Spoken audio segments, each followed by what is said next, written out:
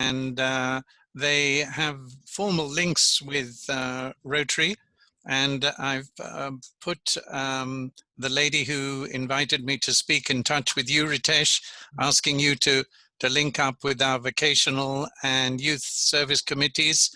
And so we look forward to seeing what that can bring, and including and not least for Rotaractors. Yes. To develop their public communication skills. Thank you very much indeed, Past President Mike. And we also got a very quick response from Rosie. Yes, we will definitely look into the matter. And since we're talking about emails, we got apology today from one of our very favorite new Rotarians, Rotarian to be, Professor Michael. And I was mentioning to him that we will miss the beautiful backdrops. And having said that, Anuja is here telling us that she's just completed a round of golf. And we are seeing Past President Arun has a beautiful backdrop of Karura Forest. So I think they're making up by showing us beautiful backdrops. Ah, wonderful. A series of programs into India this week, and he's got one of those at lunchtime today. Yes. Wonderful. We wish him all the best. And I'm sure it must be very informative. I still remember the wonderful talk he gave at our club. And there are many visitors who are still trying to get his contact, to get in touch with him with further questions.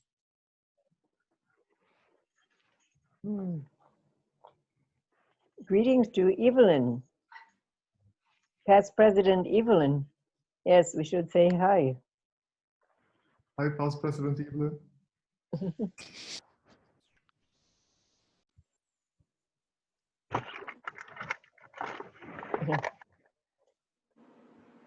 Ah.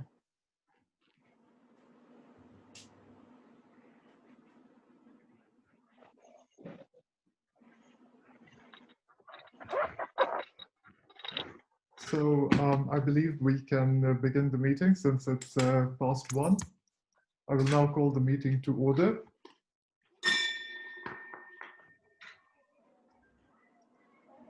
I will request Rotarian Nelson Buru to kindly sing for us the national anthem.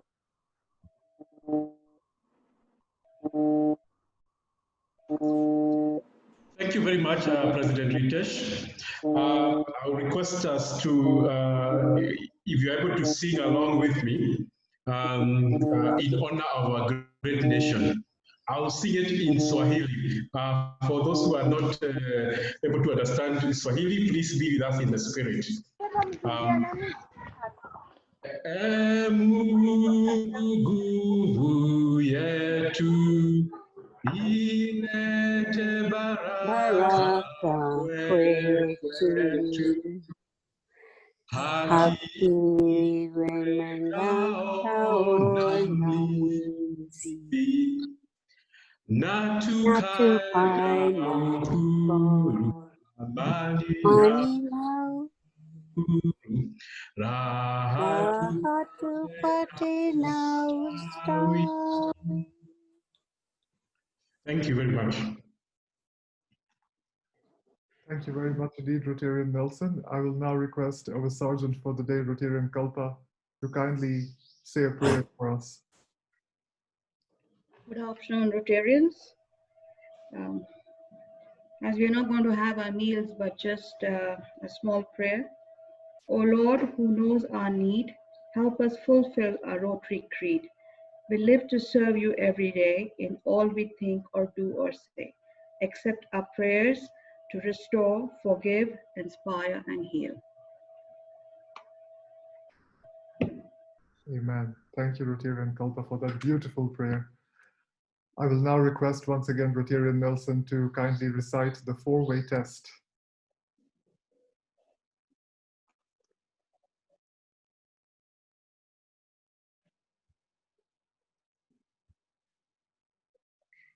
You're muted, Nelson. Good.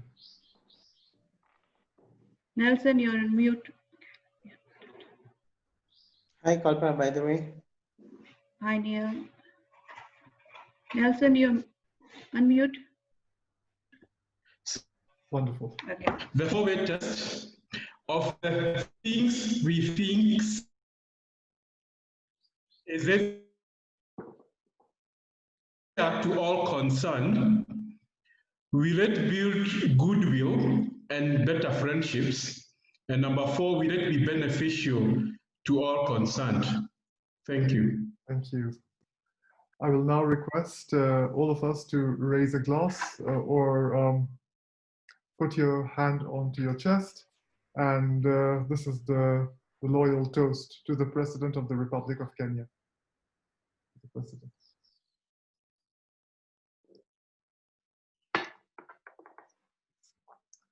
Thank you all. Now I would like to carry out introductions of the visiting Rotarians. And today we have Rotarians visiting President Maggie from Kilimani Al-Fajiri. Kindly say hello. Good afternoon, Rotarians and friends. This is President Maggie Munywa, the Rotary Club of Kilimani Al-Fajiri, and thank you very much, President Ritesh, for the invitation. Thank you. Thank you. We have Rotary Club of Bangalore, Raj Mahal Villas. We have 2 members present. If you can kindly unmute and say hello. Hello, I am Rajgopal Hegde, Secretary, Rotary Bangalore Rajmahal Villas. Thank you, Mr. President, for inviting me. Thank you. Good afternoon. I'm Sabarishan Venkatesh from Rotary Bangalore Rajmahal Villas. I am the chair of fundraising for this year. Thank you, Rotarian Ritesh, President Ritesh. Thanks for inviting us. We're delighted to be amongst this group. Thank you. And kindly do convey our best greetings to all members of your club. Thank you so much. Thank you. We have Ritesh, say namaskara. Namaskara. Yes. Yes. We have past president from Rotary Club of Abuja, the ambassadors.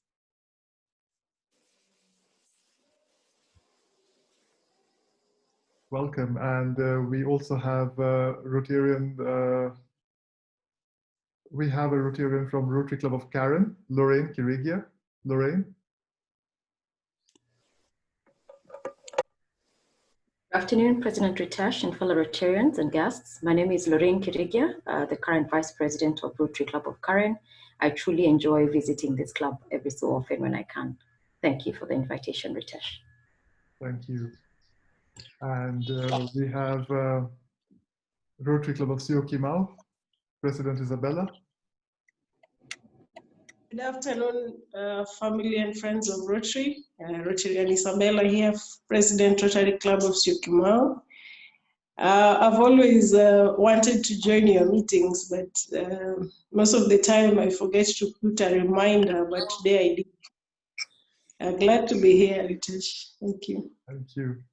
And our very, very special Rotarian all across the seas from New River, Onslow. Rotarian Perry, kindly do say something to us. Well, thank you. I really appreciate it. And like the ambassador Josephine said, today's speakers speak to my heart as a music educator and former teacher of 34 years and working with the School of Chiri and the primary children. I feel a good start for a child, and getting them early in their childhood is so important. And I just appreciate also the invitation, President Ritesh, and greetings. Thank you so much. And we have President Sarah Migwi from Rotary Club of Langata. President Sarah, how are you? I'm very good, Ritesh. Good afternoon, family and friends of Rotary. I'm very happy to be here. I'm sorry I've just joined the meeting, but I'm glad to catch you at this point, and I'm glad at least I managed to make it. My apologies, I'll not be able to put on my camera. President Ritesh, thank you for the invitation, and I'm very, very happy to be here, and greetings from the Rotary Club of Nairobi, Langata. Thank you, and we look forward to joining your meeting this evening too. Past President Nelly from Rotary Club of Embu, thank you always for your support and for joining us. And Rotarian Rispa, thank you for joining us. Do we have any other visiting Rotarians who have not mentioned? Well, in that case, I will request Rotarians to kindly introduce their guests, and I'll begin with Past President Mike Eldon.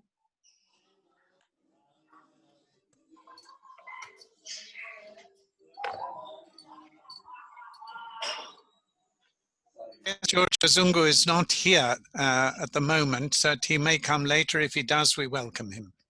Wonderful. Rotarian Rashmi.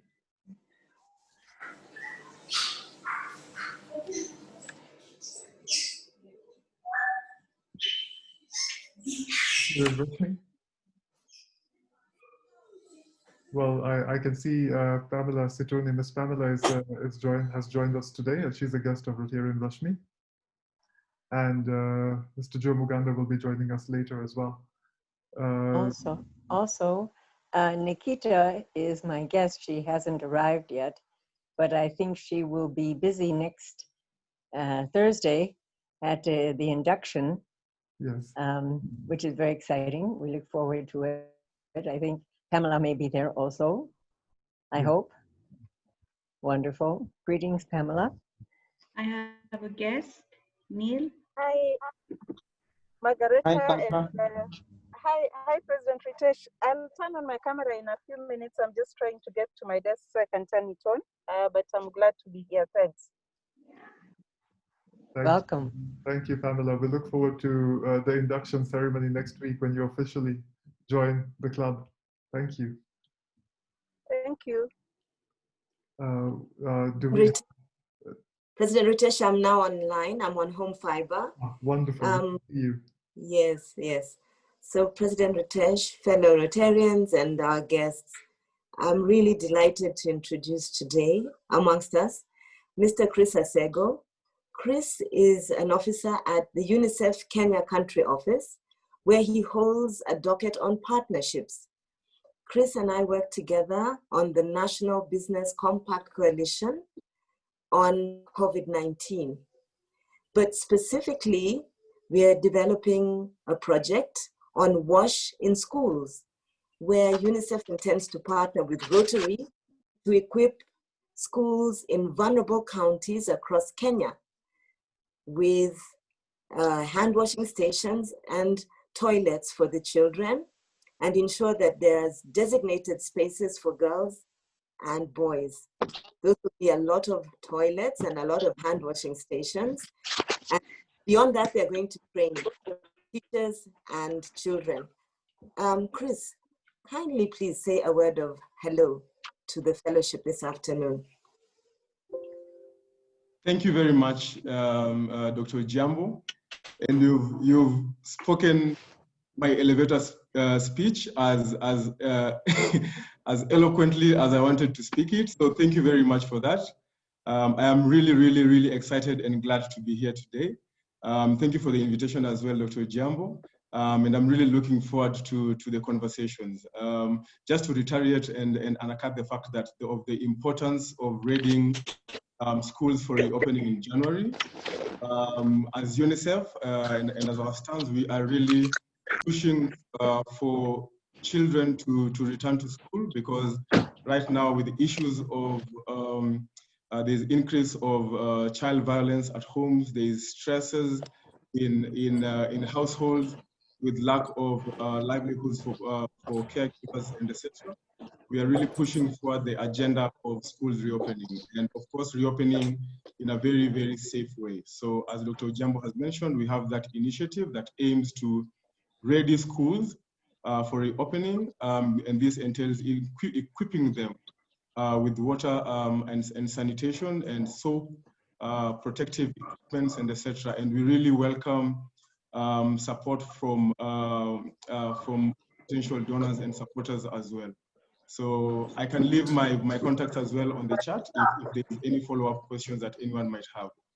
Thank you very much. Thank you.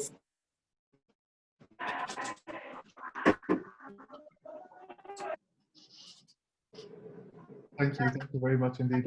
I can see President Martin has joined us from Rotary Club of Hurlingham. Welcome, President Martin.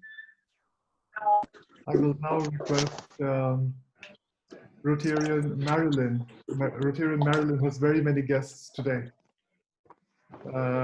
Kindly do introduce the guests. Thank you, President Ritesh. I will begin by introducing Victor Okello, who has attended several meetings with us. My next guest is Rachel Patience Mulondo, who is a quantity surveyor and a member of the Architectural Association of Kenya. Then my other guests are our speakers today. So I don't know if you'd like me to introduce them at this point, President? Okay, thank you. So I will start. The speaker's introduction will take place shortly, but if you can just let us know who your guests are for today. Yes, so we have Mutheu Kasanga, who is the chairperson of the Kenya Private Schools Association. Then we have Emma Miloyo, who is the founder of Kiota School and director at Design Source. And we have Mugure Njendu, who is a director at GAPL, and she's also the founder of Little Einsteins East Africa. Thank you, President. That is absolutely wonderful. Thank you. Little Einsteins. Rotarian Anuja, do you have any guests today?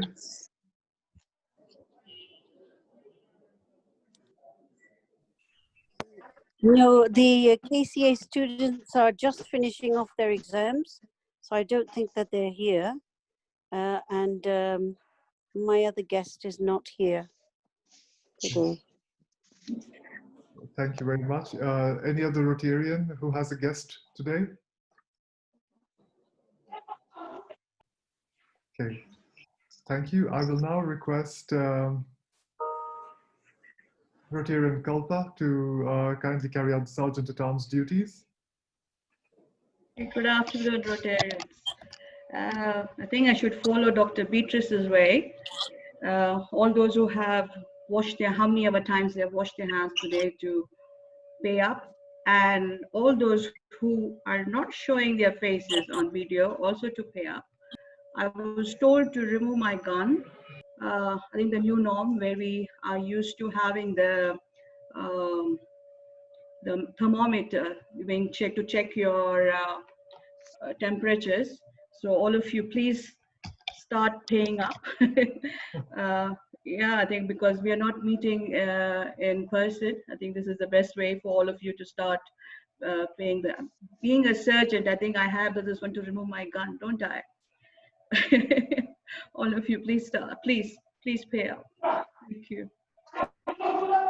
And we also have our Honorable Treasurer, Rotarian Parul, with us, who will be updating us on the collections. Yeah, it would be nice to see everybody's faces. Please, all of you, put on your videos on.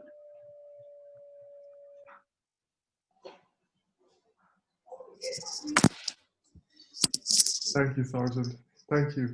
Wonderful. We can see our past president, Dr. Manu. Okay, so I will now request everyone to please mute.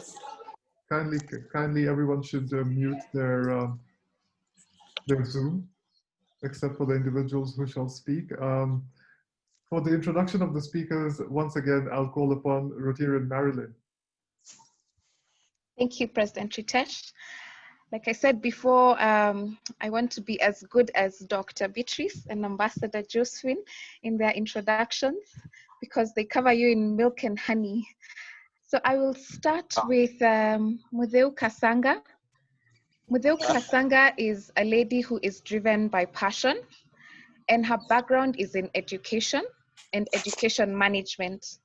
Currently, she is the national chairperson of the Kenya Private Schools Association. This is the umbrella body for private basic education institutions. This includes kindergartens, primary and secondary schools.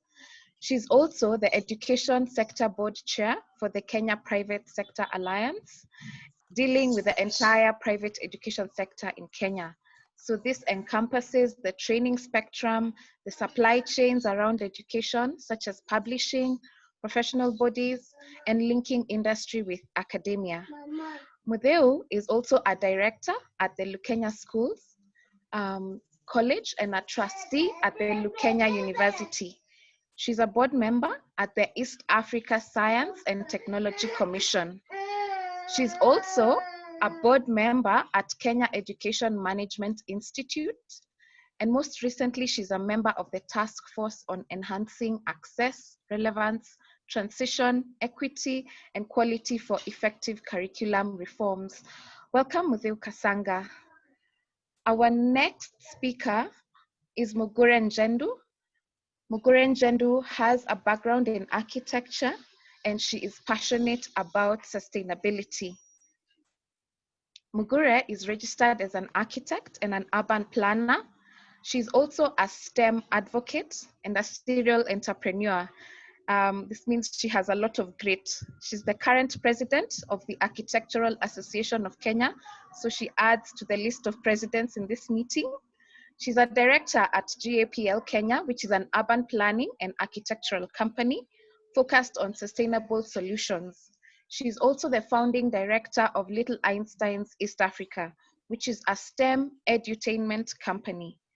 She has a wide range of experience, which spans 12 years, and she is a founding board member of the Women in Real Estate Kenya, and has served as the chair of the Board of Practice and Ethics in the East Africa Institute of Architects. Mugure has just launched a line of books that are STEM focused and has a program running regionally, which started in Kigali, Rwanda. The company that she founded recently ventured into development of an online learning platform and STEM kits for home delivery in response to the COVID-19 pandemic. As a business owner, she believes in continued innovation and resilience. Our final speaker for the day is Emma Miloyo. Emma is a lady of many firsts. She was a founding member of Women in Real Estate, also known as WIRE.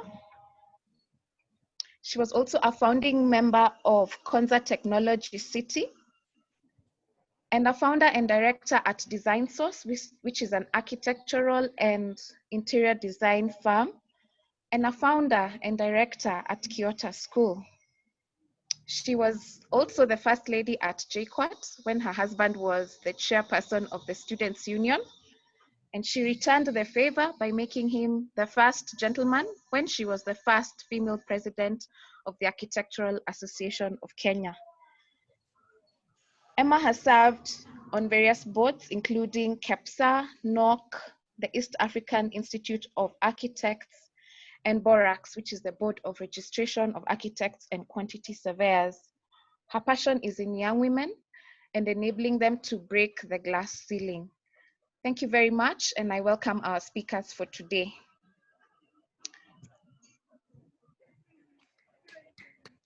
Thank you. Thank you very much, Marylyn, and thank you, speakers. The floor is yours.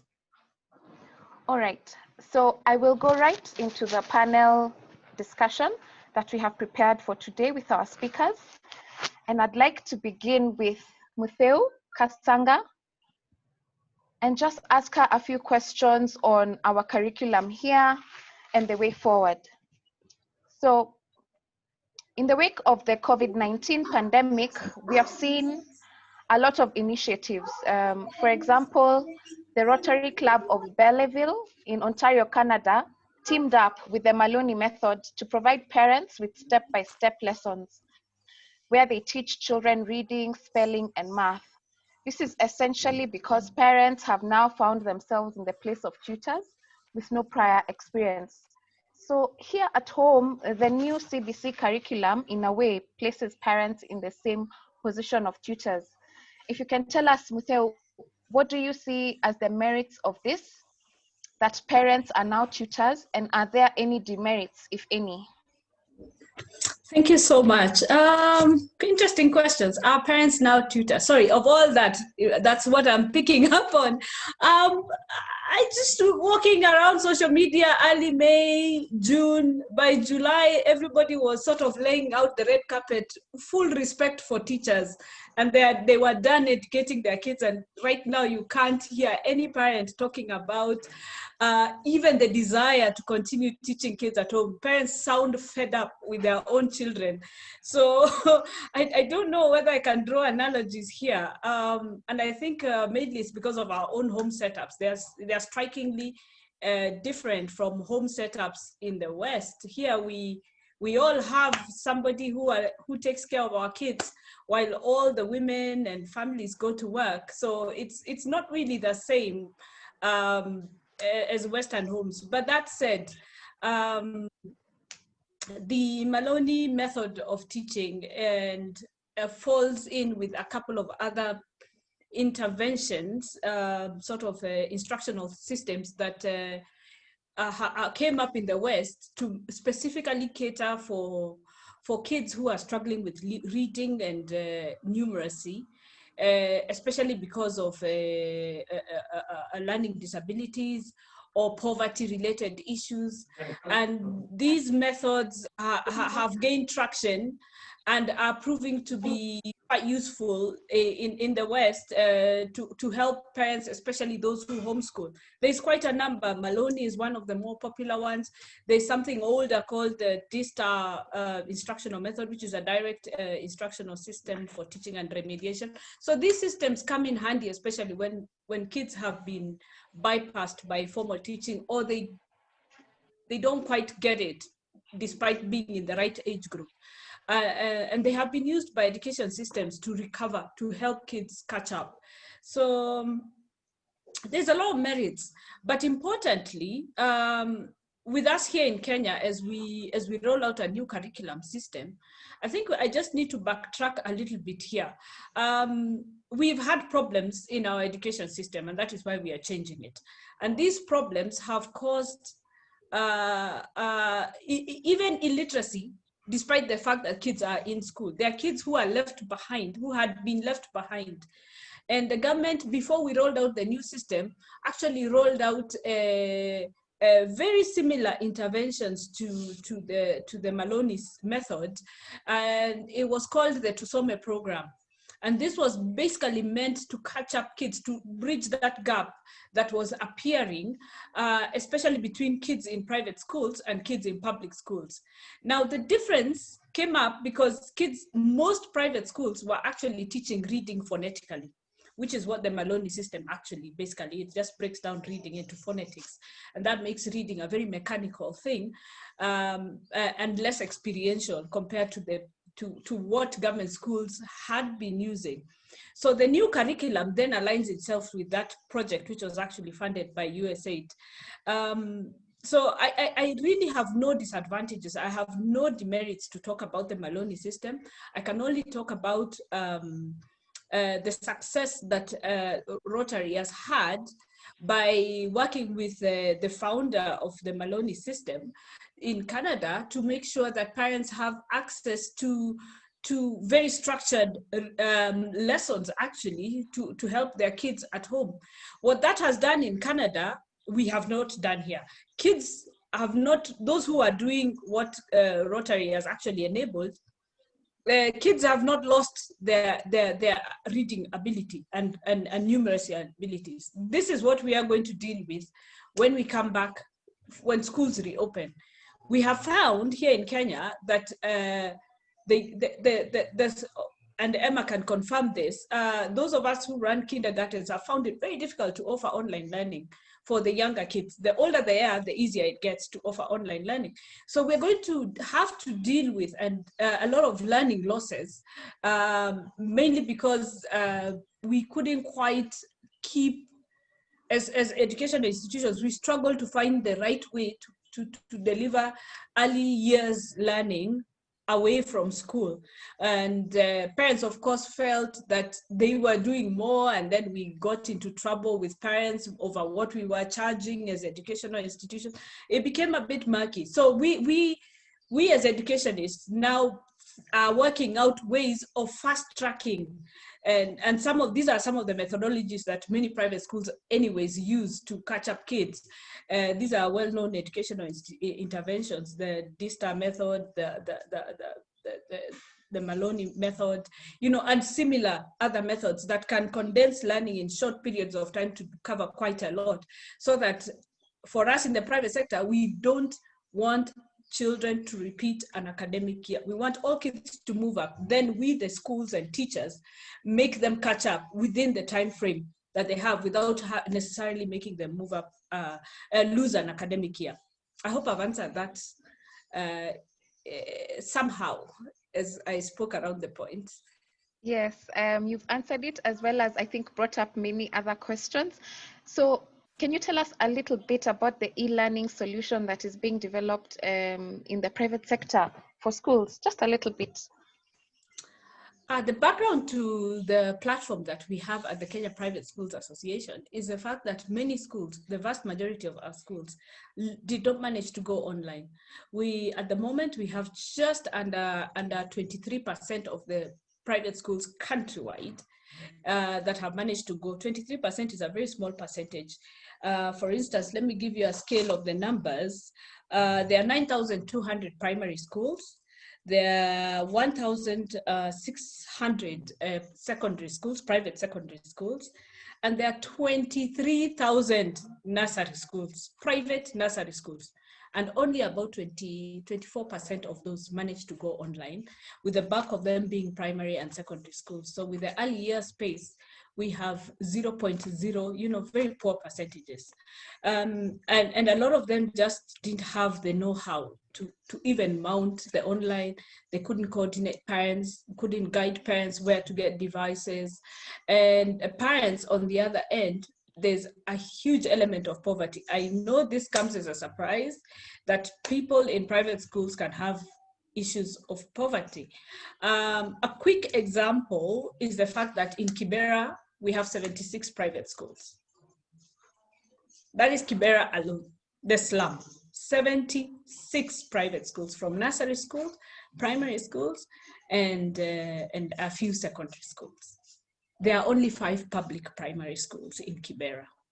So that is the scale we are discussing here. And then now, once I give you a statistic like that, you begin to understand that it really isn't anymore about wealth, that people don't take their kids to private schools because they have wealth. It is because sometimes it's the only option they have. It is the only school that provides them with access to education.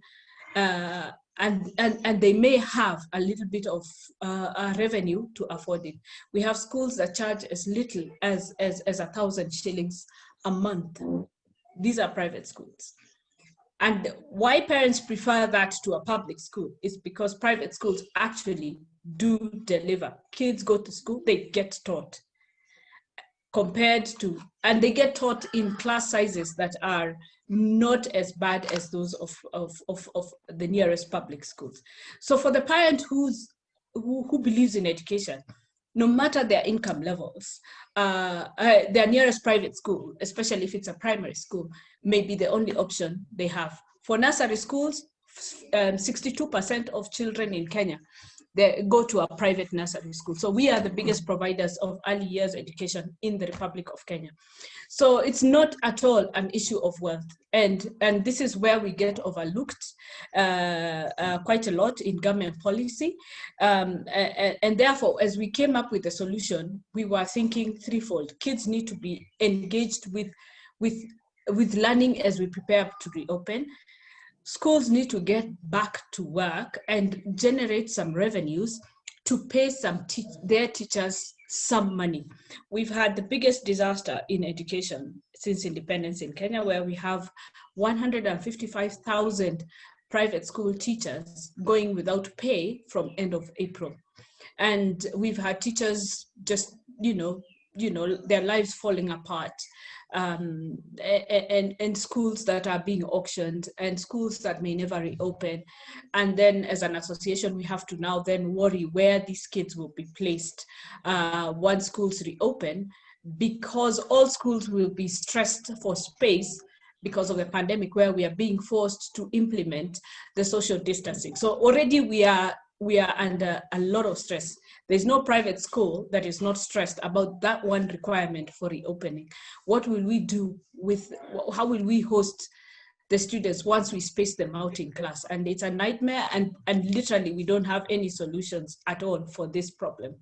We are looking at countries like South Africa, where the Minister for Education there has just called it and said South Africa is unable to implement social distancing in schools. So they still haven't fully opened in the public space, the public sector, and they are waiting for the Ministry of Health there to advise them on how else to keep students safe, given the fact that the public sector is unable to social distance without denying students access to education. So as a quick answer, that is what the platform intends to do, so that as schools reopen, we are then equipping schools to offer blended learning so that kids do not have to be denied access to education because of social distancing, so that then shift systems can be implemented. So 3 days, one lot comes in, another 2 days or whatever, 2-week timetables that allow for a 10-day timetabling period. A lot of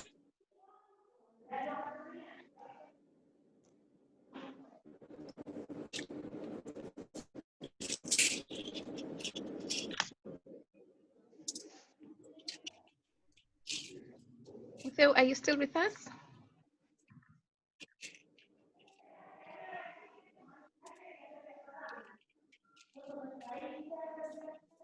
Here in Maryland, I think we might have lost Ms. Mutheu. Okay. I think maybe as we wait for her to reconnect, I could just engage with Mugure. Mugure Njendu, welcome. And Mutheu was talking about just a blended system of learning where we combine the methods so that we're able to deliver within these new parameters of COVID. I wanted to ask, how important would you say the re-education of teachers to allow for experimentation, for mistakes by children, is for the efficient and the effective delivery of early education? I'm asking this because this is an approach that is very similar to the work you do at Little Einsteins. You encourage children to engage in STEM at an early time. You encourage them to think innovatively and to experiment. So how important would you say the re-education of teachers is? Welcome, Mugure. Okay, thank you very much, Mbwa, and of course, for inviting me to this session. So maybe just to start as a way of introduction and to put into context what Little Einsteins does, because I think it's important to put context for those who might not know what we do and how we do it. We are, as mentioned, a STEM edutainment company. So we focus on teaching children from the age of 3 years to 12 years. And the way we do it is in a very non-traditional way. We focus on hands-on, practical, and project-based learning. STEM teaching, basically how we focus on it is to apply these concepts in a very relatable way to young children, so that by their very nature in early childhood, they are trained and they're focused on moving into STEM fields. So with that, that's what Einstein's is and how we typically teach. I don't know if I'm able to share my screen, Mbwa. Am I able to? President Ritesh, you can make Mugure a co-host. Yes, certainly. Thank you so much. Allow me a moment, please. So even as I'm able to share the screen, I just want to put it into context in terms of why we do this, why we teach STEM based on project-based learning at early childhood stage. We do it in this way because children at the age of 3 years, 3 years old, 4 years old, 5 years old, if you have a child within that age group, you know how curious they tend to be. They'll ask the what, the whys, why is the sky blue? Why is this moving this way? Why they're very curious and inquisitive.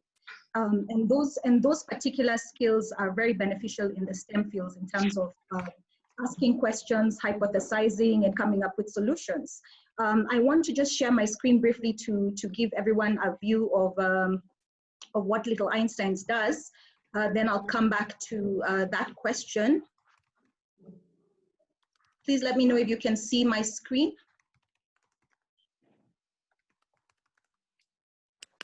Yes, we can see your screen. All right, great, thank you. Okay, so as mentioned, we are a STEM edutainment company. So we're not a traditional, in the traditional sense, a school. And I'll go into how we teach in terms of about us. We teach in a few different ways.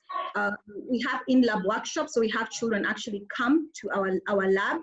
We have in-school workshops where we actually go to schools and we offer our program as a STEM club in schools. In the schools that we're in about 25 schools in the Greater Nairobi area, so we hold STEM clubs in those schools 1 session a week. We also have holiday camps, we have special events. We have a YouTube channel where we run activities and actually teach kids how to do experiments from home. And then we have an e-learning platform that Mumbua mentioned earlier. And lastly, books in STEM. We have 2 books that are out right now and they focus primarily on STEM learning. One of the things, just to go back to Mumbua's question before I show one other short slide, one of the questions Mumbua raised is about the re-education of teachers.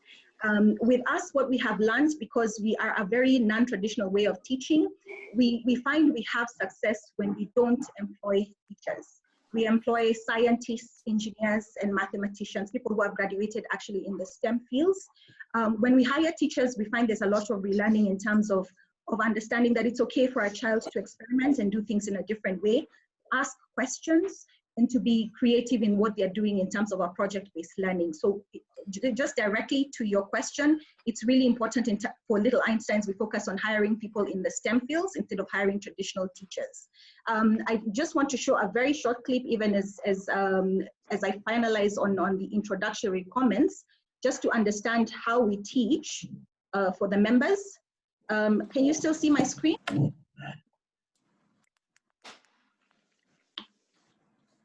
Can you see my screen? No, we can't see the screen anymore. Now, yes. Okay, here we go. So we have the online e-learning platform and we focus on teaching science, tech, engineering, and math. And these are interactive activities. Within the lab, typically what is on your screen right now, this is what we would do in the lab with the kids. My name is How to make glue from the kitchen. What will be? So for this experiment, we'll need baking flour, water, bowls, some spoons, and papers.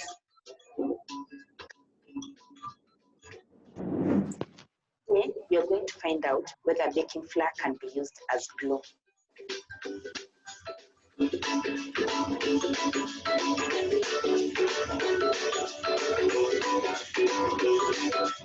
Using a pipette, add water onto the plate.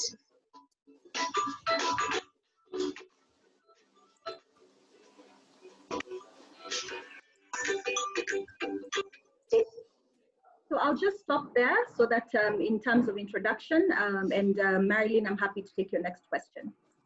Okay, thank you very much. So what would you say is the impact that's made by introducing children to STEM early, by demystifying it, by making it likable? What impact would you say is made? Firstly, I would say the biggest impact is that children learn to ask questions at a very early age. And they also learn that there isn't necessarily just one solution in terms of doing things. One of the things we notice when we do experiments with kids is there's traditionally an end game to that experiment, but we encourage the children to learn during the process. That if they start an experiment and it fails along the way, that they actually learn through the process something. For most of us, I think we come from a background where the sciences were not fun subjects. I'm an architect, but by the time I was being introduced to chemistry, biology, physics, it was in a very theoretical way in high school. And it was not something that I necessarily enjoyed. It was punishment in most ways, and I'm sure a number of people feel that way. So when I became a mom, I'm a mom of 2 kids, I really wanted to provide a solution for them that was different to what I had experienced, to ensure that for them, science, technology, engineering, and mathematics is not something that is introduced very theoretically and when they're older, but so that they understand that science is in the environment around them. Engineering is everywhere around them, so that they understand that these are not concepts and theoretical things, but they're really part of their day-to-day living. So that demystification actually allows them to ask, to become more curious, more innovative, more analytical in general as they grow up. They ask questions, they ask a lot of questions. And we do see, encouragingly, a lot of our students improving in their traditional STEM subjects in school. Additionally, they also tend to submit projects to our annual science fair, and we have seen some tremendously innovative projects coming out of the science fair.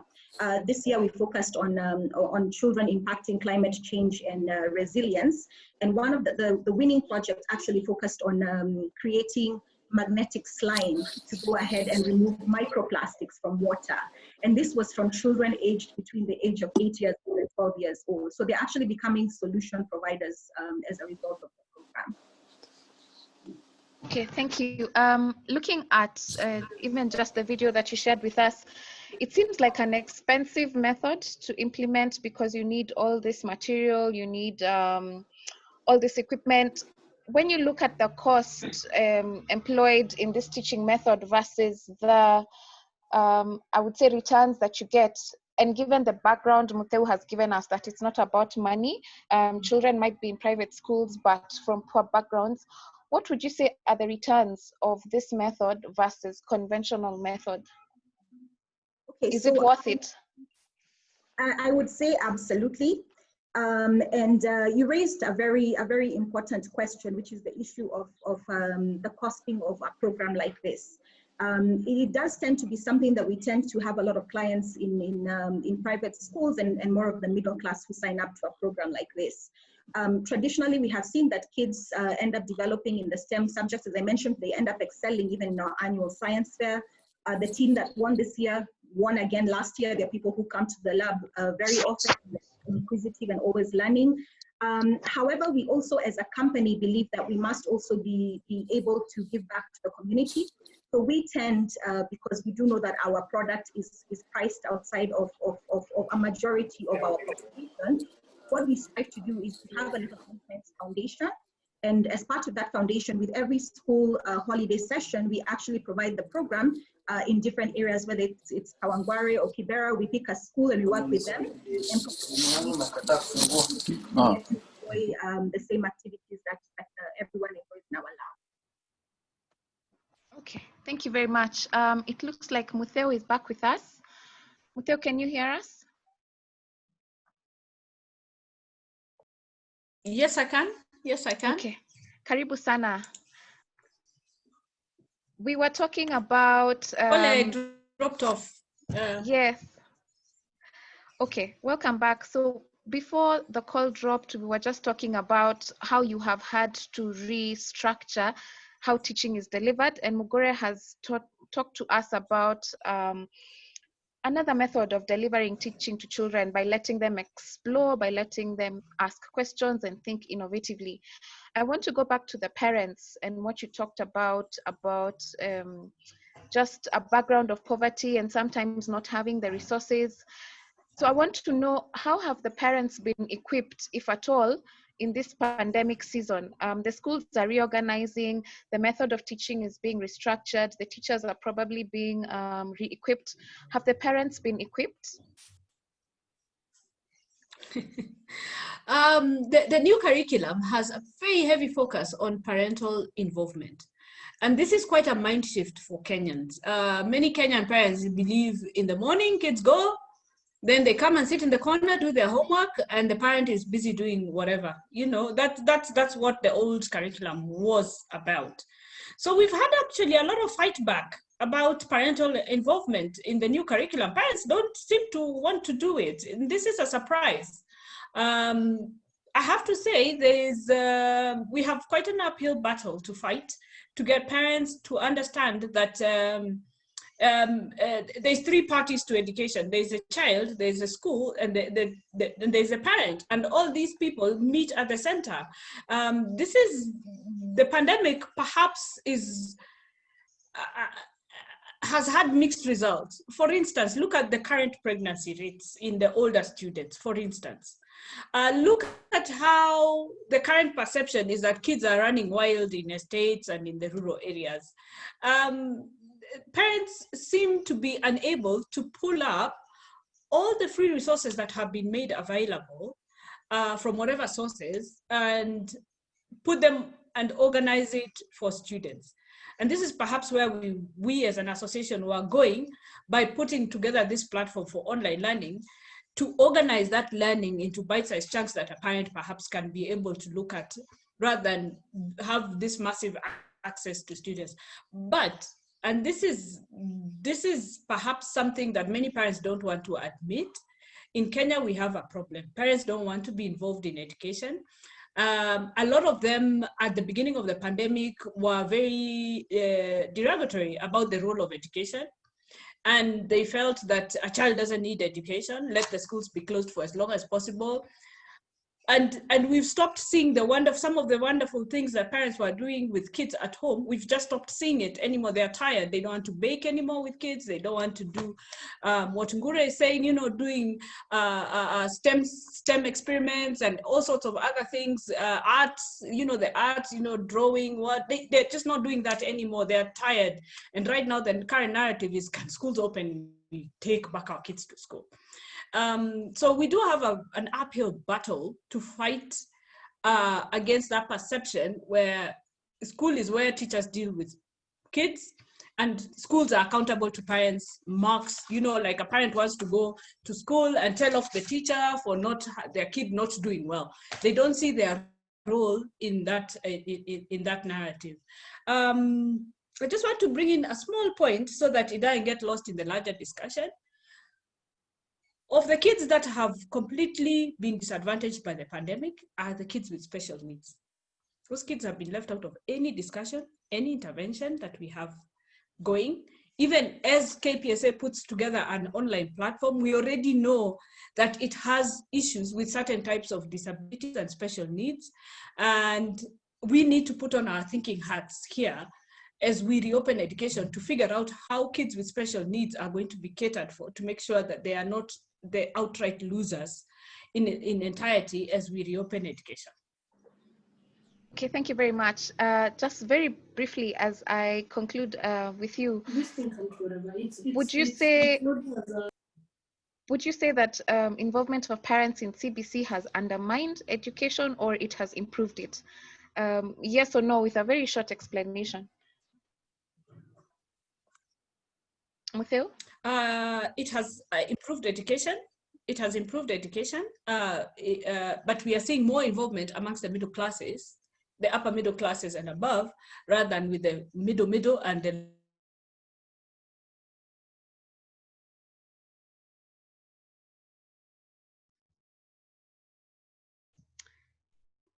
We seem to have lost Mutheu.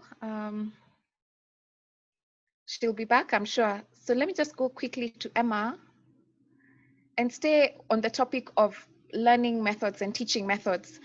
The approach at Kyoto is very different. It's very hands-on. Can you take us through some examples just quickly and tell us why these are important in the early years? Thank you. Thank you so much. Great to be here and great to see all my friends from the architectural world. And even Mutheu is from an architectural family, so there's a link there. It's not by accident. I don't think that it's by accident that architects are in education, because by the nature of our training, the world is on the rave about design thinking and creative problem solving, and the nature of architecture, we are trained that way. There's no one answer to one problem. There are as many answers as there are people to any problem. And from a very early stage, that maybe that's the interest that I got from education, and seeing how do we deliver education in a way that is suited to the world right now. Just like my architecture training that said, when you're given a brief and a client wants to do something, look at it and get creative. So if I can also just share, I don't know whether I can also be made co-host. I just want to share a slide. And from very early on, we realized— You're already co-host. Thank you. Right. What we realized is that the world is changing. I mean, we're all hearing about it in terms of the future of work, how, what percentage of jobs that right now people are doing in 10 years, in 20 years will be obsolete, and yeah, a robot or AI will be doing that job. So there's a big need for education to be at par with what the world needs. And I found that it was very interesting from someone who was in practice, who wasn't an educator, understanding the kind of people I needed, in my space. I needed people, and Mugure has said that as much as that she was looking for people who are creative problem solvers, not necessarily teachers. And therefore going back and looking at education and saying, what do we need out here in terms of impact, in terms of the children we want out after they finish their education? What kind of child do we want? So we at Kyoto, we focused on something we call the Kyoto child. I don't know that you can see my screen. Can you see my screen? The Yes. famous question in webinars. Can you hear me and can you see my screen? And out here, it's becoming less and less about whether you're an architect or a doctor or a teacher.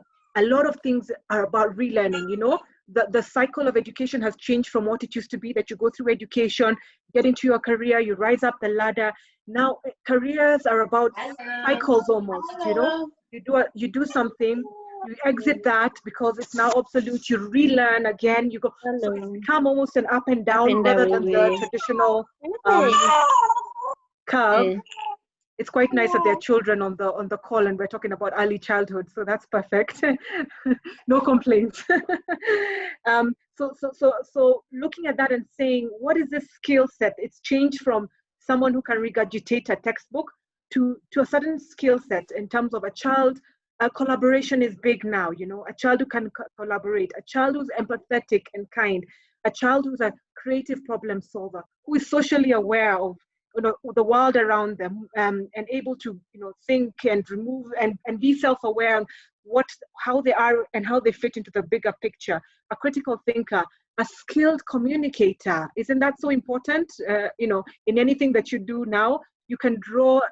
In my world, you can draw the most beautiful of houses, but if you cannot communicate and get that client to understand your way of thinking and influence them, and get them to see your side of what you're presenting, it doesn't matter. So being a skilled communicator and being confident in who you are is so important. And therefore education must change in terms of teaching children arithmetic and teaching them how to read to more practical skills that enable them to relearn, because they're going to have to relearn because the nature of the world has changed. And that is something that we're big on in terms of Kyoto. And I know how early is too early, and Mugure also spoke to that, that maybe we were introducing these things very late in life. People who've gone through the Kenyan system, you were taught about communication skills as a unit in university of first year. The children need to start learning how to communicate as 3-year-olds, as 4-year-olds, about standing in front of people and being able to answer questions from a very early on age. And that's what we're big about. And Marylyn, maybe that gives you some fodder to ask me the next question. Right. Thank you, Emma. I think you've also answered to some extent my next question. So maybe you can just add a little bit to it. And that question is, what can be improved in our mainstream education system so that we can achieve the sort of results that you achieve with the little ones at Kyoto? They're very confident, they're very outspoken, they think out of the box, they're quick to respond and react and give solutions. So what can we improve in our mainstream media? And then after that, I will request that you stay on because there are a lot of questions. We'll keep you for about 15 more minutes so we can answer the questions. The same request goes to Mugure and to Mutheu, because we'll be wrapping up in about a minute. So Emma, what can be improved? Great, and just what I was speaking about at Kyoto, we then at a very early age, we're teaching children values are very important. So more than anything now, we're focusing on children being empathetic and being kind and doing projects around them that help them to apply and think. We're a middle class school, so sometimes our children are in a box, in a bubble, and they're not aware. So being very intentional about making these children have experiences that make them realize the world around them and what their contribution in a little way can be to impact that world. In a sense, our mainstream schooling, and I'm so happy about CBC. I'm a great proponent of it in terms of just rethinking that. But it's less about providing answers, because the answers are there at a click of a button, and COVID has brought that to the fore. The technology has shortened that link between the answers but it's about teaching children to ask better questions, and ask the why a little bit more. And maybe our education system needs to change rather than being very exam based, and CBC is doing that, to changing and telling children it's okay to ask questions, what little Einsteins are doing, teaching children about self-inquiry and teaching them how to learning to learn, and inspiring them to be lifetime learners. They must always know that there's no end in this. I must love to learn. I must always learn to challenge myself and learn something new. And maybe that's a switch that is needed to create conditions that inspire learners to continue to wonder. That curiosity that Mugure was talking about of a 3-year-old, how do we make that spark and that interest in the world around them last a lifetime? And maybe it's about those early experiences that people have with their teachers, with the education system, that sort of put a mind block and say, this is not for me, I can't wait to get out of school. No, I love school, And how do children love school? How do we make them love school? And maybe that's the thinking that is required. They also spoke about the value of parents in this whole equation, and that's again at Kyoto, we're a big learning community. We're ensuring parents are always involved and they're equipped, because it's the hardest job you're going to do, and it's the one you're usually ill-equipped for. You go to school for 6 years to become an architect, 5 years, 4 years, 3 years to become a lawyer, but nobody prepares you in any way or form to become a parent. So we're very intentional about that, to a point of boring our parents sometimes. And some are in this forum, I won't call them out, but it is so fundamental to ensure that parents are equipped in that journey, because parenting in this new age is also a different ballgame from what it was with our parents. It was just a simple yes or no, but now your children, by their nature, question everything you do, and you cannot employ the same methods that were employed for you. So ensuring, even in that system, even the CBC, and I like that the government has been very intentional about involving parents, because, but how are we equipping those parents in that involvement and making them see the why? So maybe that's something the government could do a little bit more in terms of teaching parents how to be better parents. Yeah, thank you. Thank you very much, Emma. I still have a whole lot of questions, but I'd like to hand it over to President Ritesh so we can conclude on the formalities of the club meeting and release those who would like to leave, and then we can have our question and answer session thereafter. President Ritesh. Thank you very much indeed, Rotary and Marylyn. This was a brilliant presentation by our guests today, Ms. Mutheu, Ms. Mugure, and Ms. Emma. Thank you so much for this exceptionally enlightening talk. I will now request Rotarian Irina Wandera to kindly give a vote of thanks. And in addition to this, we have with us our past president, Dr. David Gitanga. If it's okay, I would also request past president, Dr. David Gitanga, after Irina, to say a few words.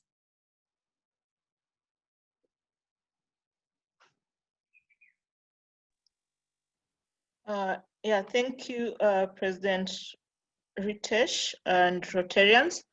I'd like to thank our guests for a very enlightening talk today. Of course, as we know, Rotary Club of Nairobi, most of our projects are supporting basic education and literacy, and most of the time we deal with the less fortunate schools. We've done a lot of projects, including libraries, building sanitation blocks, and the most famous one is the Sleeping Children Around the World, which we've done for about 20 years. And we realized that there are very many needs for our small babies, so that when they grow up, really they can fit into a very competitive world. So your talk is enlightening, and we are going to use some of those points that you've made to improve our own projects. I wish we had more time because there's quite a lot to talk about. It's a whole universe. So thank you very much, and we hope that we'll continue working together, especially as the club tries to improve our projects to be more sustainable. Thank you. Thank you, Rotarian Irina. And Dr. David Gitanga, are you with us?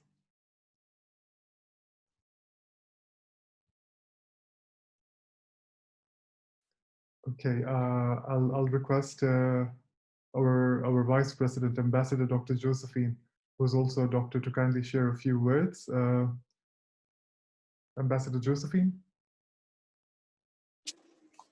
Thank you very much, President Ritesh, for asking me to share a few words. Child survival is central to the growth of our economy. Children play a very important role, not only at household level, but also in our path towards the future that we desire for our country. Therefore, making sure that children have a quality education in whatever setting, where we can ensure equity around basic education, and now as a country, secondary and university education is something that we all need to not only aspire to, but implement in our communities. Rotary clubs are guided by 6 pillars, and one of those pillars indeed looks at the issues not only of child survival under maternal and child health, but also education. So today's discussion is important for us as Rotarians. Some of us will take it on from the perspective of health, others from education as its own pillar. But then many more of us will look at education around issues of children and the environment and how we educate them on how they can protect and promote their own environment. Others from education around economic empowerment. And it's good that we teach our children very early in the day to look at their technical engagement as a way to sustain them economically. So I just want to thank all those who have made presentation to us this afternoon. It was a very well coordinated discussion. We look forward to engaging with them in project development. And we also have, like has been mentioned earlier, the presence of UNICEF on the call. I'd like us to feel free to engage with them and draw down on UNICEF's support to child survival. But I want us to also focus on children that are in especially difficult circumstances. Thank you very much, President Ritesh, fellow Rotarians and guests. Thank you very much indeed, Ambassador Dr. Josephine Ojiambo.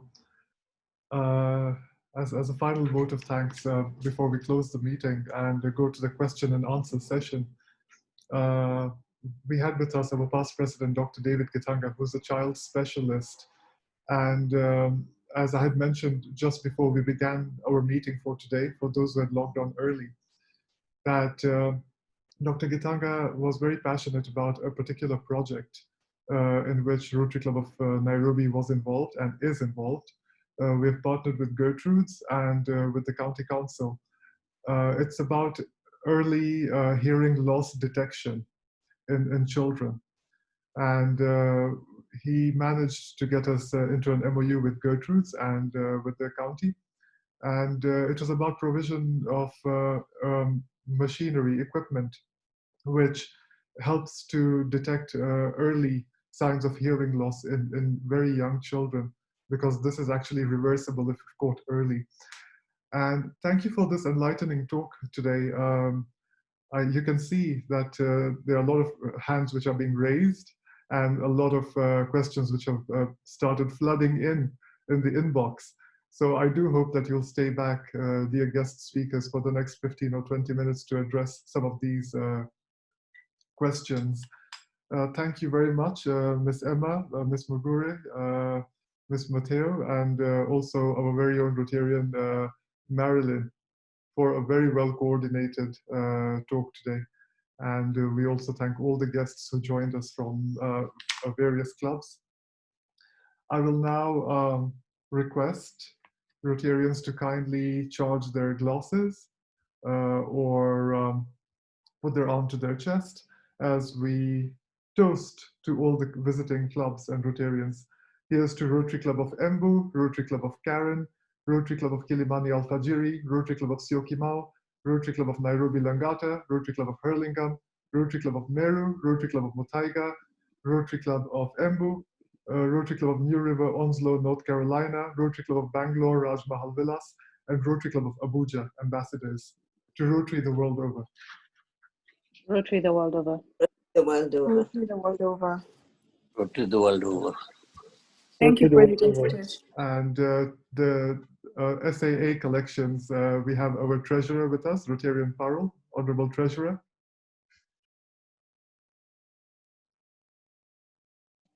The total collection is Kenya shillings 11,300. Thank you very much, everybody. Thank you, and I'm sure the contributions will continue coming in. And before we go to the question, thank you so much. And before we go to the question and answer session, I would like to make an announcement for the upcoming meetings, since we have many visitors today. Next week, we have our district governor who's going to visit us, and we are going to induct into membership some new members into Rotary Club of Nairobi. The following week, before the following week, next week on the 11th of September, Rotary Club of Nairobi turns 90. This is the oldest club in East and Central Africa. And on 11th of September, we are going to be celebrating our charter anniversary by having a past presidents forum in the evening. And the link is going to be shared. And we invite you to join us. The following week, on the 17th of September, we have an internationally acclaimed singer. She has won the Filmfare Award for Best Singer in Bollywood this year for her singing, and she's won many international awards. That's Shilpa Rao is going to be our guest speaker. And on the final week of this month, we have a panel of wonderful speakers, including Honorable Judy Vakungu. So that is going to be a joint meeting in collaboration with Rotary Club of Nakuru, Ridgeways, Rotary Club of Karura, and many other Rotary clubs. Thank you, and please do visit us on a weekly basis. We will make sure that we entertain you with wonderful speakers and educational speakers. We now go to question and answers, and the meeting is officially closed. Thank you. So I will now request Rotarian Martin Okute to ask the first question. Thank you, President Ritesh. I've been ambushed because I thought I'd written down the question, but I'll repeat it. So thank you very much for the presentation, first of all. And secondly, I just want a comment from any of the presenters regarding the CBC. Because there appears to be a loss of confidence among a lot of private schools with the CBC approach, especially looking at certain schools like Makini and St. Mary's, for example, who have recently introduced the Cambridge system of education, I think, to run parallel with the current CBC, possibly with an aim of phasing it out at some point. So it appears it looks like a vote of lack of confidence in CBC. So could you comment on that, please? Thank you. Allow me to comment on that. At the moment, the biggest thing pushing not a shift, but a parallel establishment in some of these schools is the current way that the government has handled the return to school formula, the reopening of education. I need to remove St. Mary's from that equation. St. Mary's has had the British curriculum for a very, very long time, so I need us to remove that school from that equation. And I need us to also understand that when schools are bought out by equity partners, they need to have better control of the success factors. When you run a national curriculum and you are a foreign investor, you're not in control of what constitutes success. This is happening across all the schools that are being bought out by equity partners, where they feel that a foreign curriculum in Kenya offers them more control over success. In Kenya, unfortunately, parents view success as one thing only, and that is good outcomes, exam outcomes, full stop.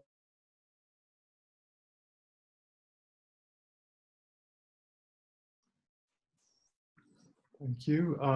I think if I can also comment. Yes, please. Because I think Mutheu she hadn't finished her point, but That's it. So it's not, always and a lot of schools are school education broadly